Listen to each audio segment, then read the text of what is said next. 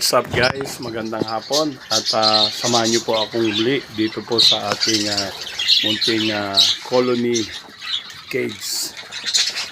So ayan po, nagkakain na naman po itong aking mga alagang parakeets. At gusto ko lamang pong pag-usapan natin yung tungkol po dito sa aking alaga dito sa aking colony style kumpara po doon sa single cage. So dito po meron po akong bagong ginawang single cage. Hindi pa po yan natatapos, so 3 pares pa lang po. Ang pagkakaiba po ng single cage sa colony breeding ay malaki po yung pagkakaiba dahil sa pag-aalaga po nitong colony, marami po tayong mga bagay na sinagsisihan dahil sa magmula po ng gawin kong colony style. O yun po sama-sama ang kanilang buhay dito po sa loob ng small colony cage ay may mga experiences po ako na talaga naman pong hindi po maganda sa pag-aalaga ng ibon patungkol sa colony breeding. Dahil dito po sa colony breeding style ay kuminsan ay nag-aaway po sila o yung mga gustong mamugad ay nangaagaw po ng pugad ng iba. Yan po yung pagkakaiba ng colony breeding sa single cage breeding. Ang single cage breeding ay talagang kapag nag-mating po sila ay wala pong nagiging problema dahil hindi po sila iniistorbo ng kapwa nag-ibon. Compare sa colony breeding na kapag nagpe-pairing po yung bawat isa sa kanila ay talaga naman pong nagseselos yung ibang mga male na ibon o male na parakeets. Kapag may mating po yung bawat pares ng parakeets ay hindi po matuloy-tuloy dahil kung minsan pumapatong po sa ibabaw ito pong ibang mga male parakeets. So naiingit po sila. Kapag may nakita po silang nag-mating ay yun po yung nagiging problema sa colony breeding. Hindi po katulad nitong sa single cage ay talagang kapag nag-mating po sila wala pong nagiging istorbo. At dito po sa tinututukan ko ito ay yung pong kanyang kapares na female ay humalimhim na po dito sa loob ng pugad. At dito naman po sa dulo na ito, ang isang pares na ito, yung pong female ay malapit na pong mangitlog. Ayun, dito naman po sa ating colony breeding, ang nagiging problema po kung minsan ay nagiging mabagal yung pagdami. Tingnan po natin itong aking panibagong pairs na ngayon ay meron na pong anak. So 2 lamang po yung kanilang itlog. Ayan, ang inakay po niya ay nandiyan sa loob. So yung itlog inabandona na. Kaya isa lamang po yung napisa. Ayan, ito po yung iba at dito po sa isa na ito mayroon din po isa-isa. Ngayon makita natin na kuminsan kapag mainit ang panahon ay hindi po nagiging maganda yung pamimisa ng mga parakeets na aking alaga. Kuminsan nangingitlog po sila ng hanggang 6, 5, pero ang napipisa kuminsan 2, 3,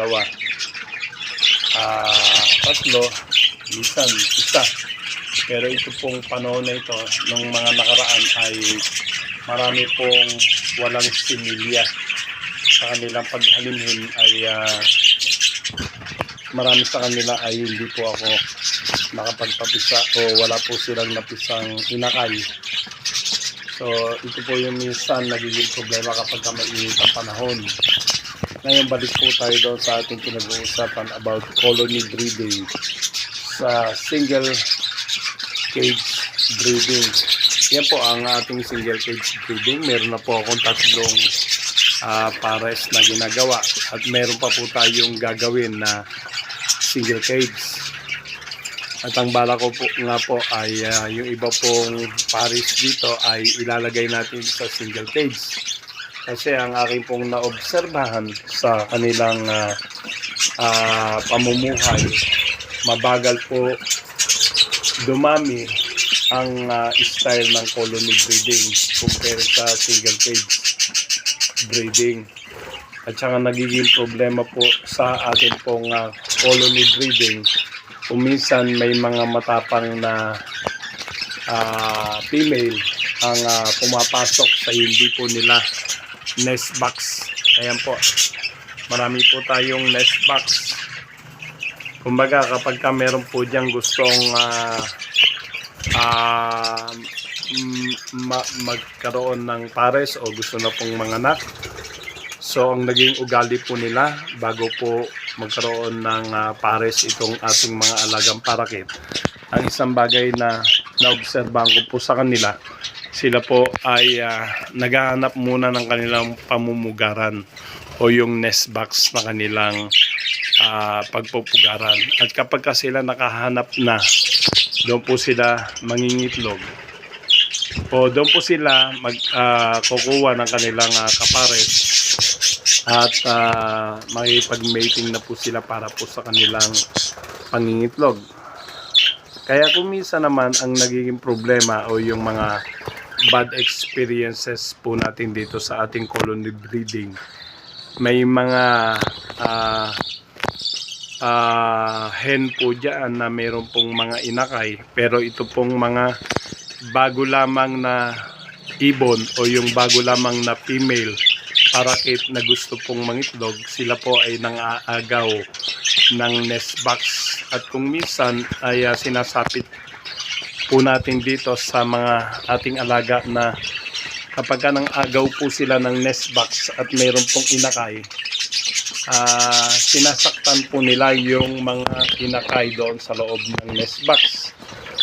At nangyayari po yon, yung pananakit ng ibang female sa pagkuha ng nest box ay kapag ka mga agaw siya ng nest box at natalo po niya yung pong mga may-ari ng nest box na female, doon po nagiging pag naagaw na po niya yon, gusto po niya siya na po ang magmay-ari doon sa nest box. Kaya kapag ka may inakay, ang nagiging problema, ang mga inakay ay kung minsan ay napapatay nitong mga female na gustong mang-agaw ng nest box. Kumpara dito po sa ating pong single cage breeding, ang aking pong experience o yung pong aking naranasan sa ating pong mga alagang ibon, ang single cage ay safe yung kanilang pamumuhay doon sa loob ng single cage breeding. So kapag meron silang inakay, hindi po sila napapasok ng ibang female o ng ibang ibon. Kaya safe po yung kanilang buhay. Kapag sila ay nagme-mating, wala pong istorbo. At kapag sila ay nagkaroon po ng mga inakay, hindi po napapasok o hindi naaagaw yung kanilang mga nest box. Kumbaga, ito po ay safe para po sa bawat pares ng ating mga parakits.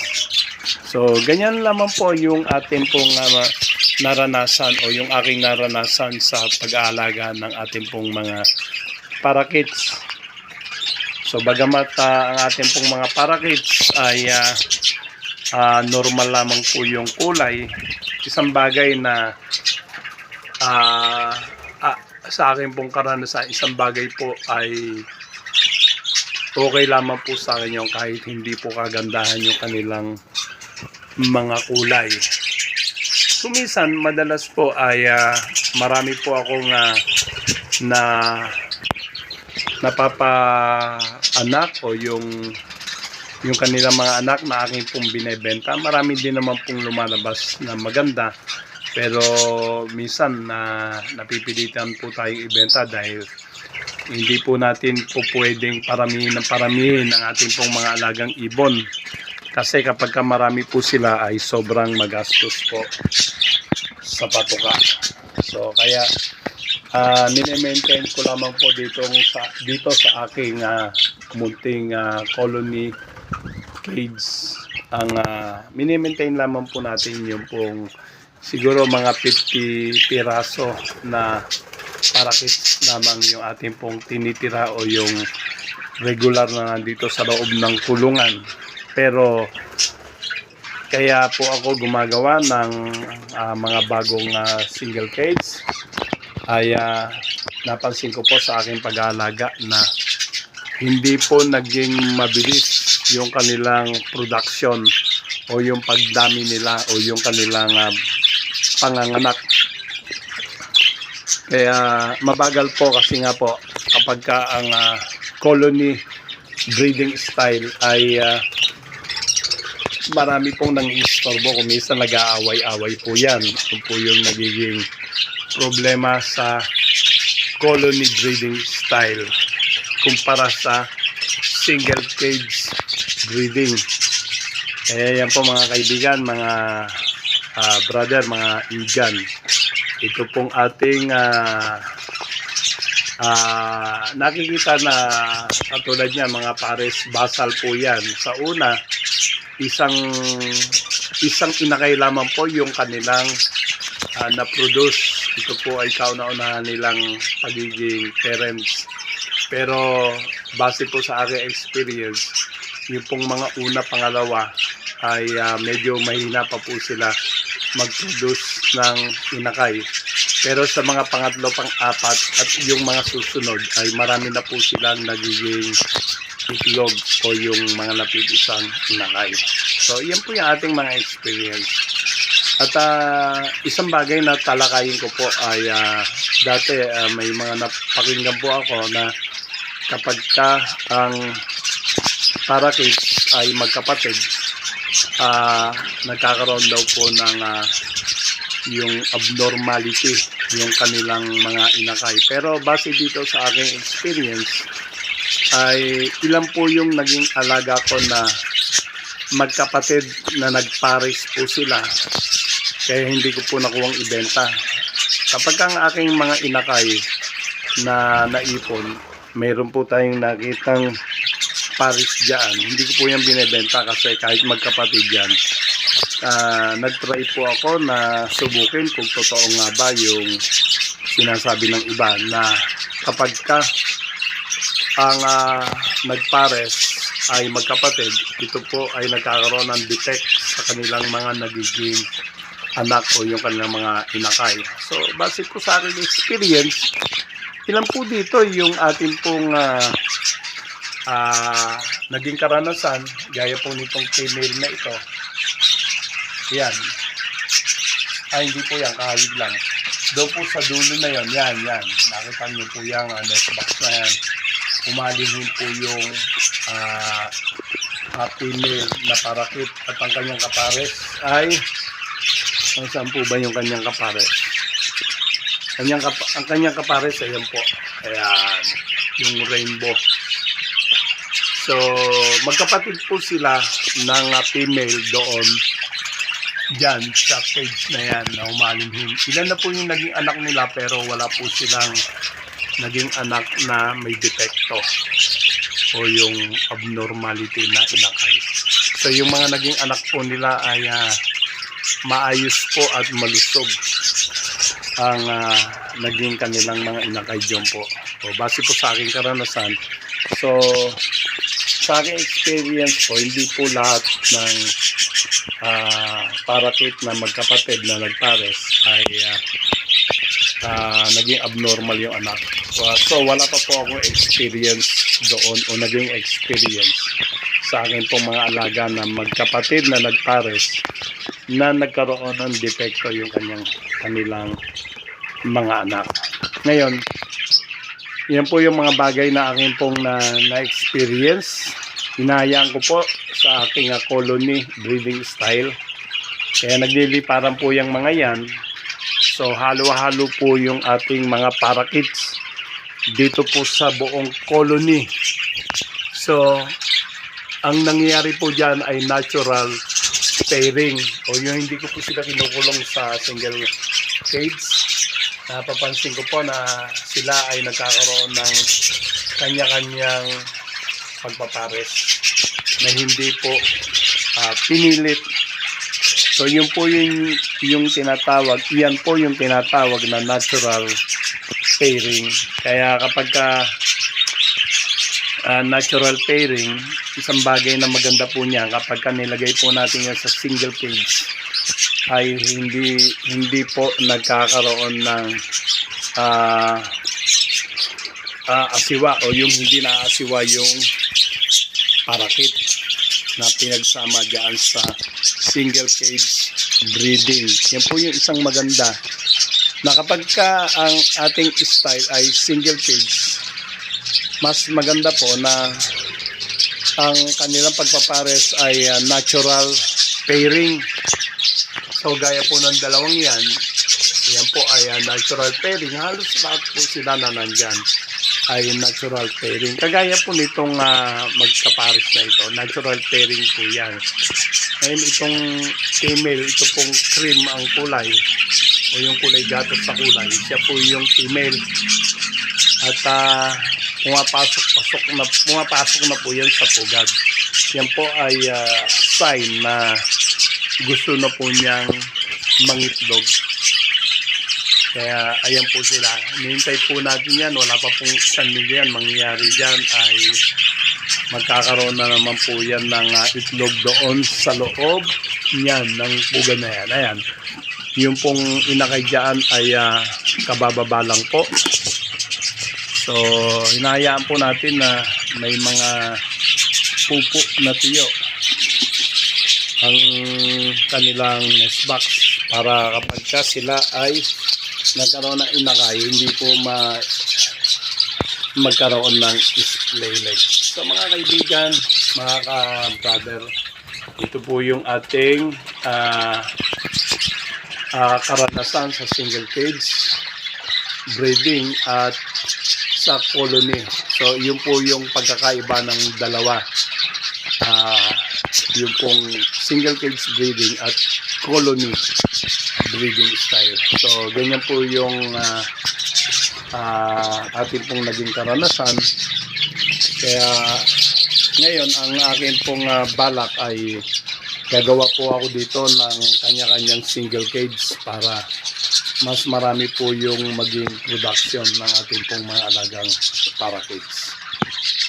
Okay mga kaibigan, please like and comment po sa ating pong video kung inyo pong nagustuhan.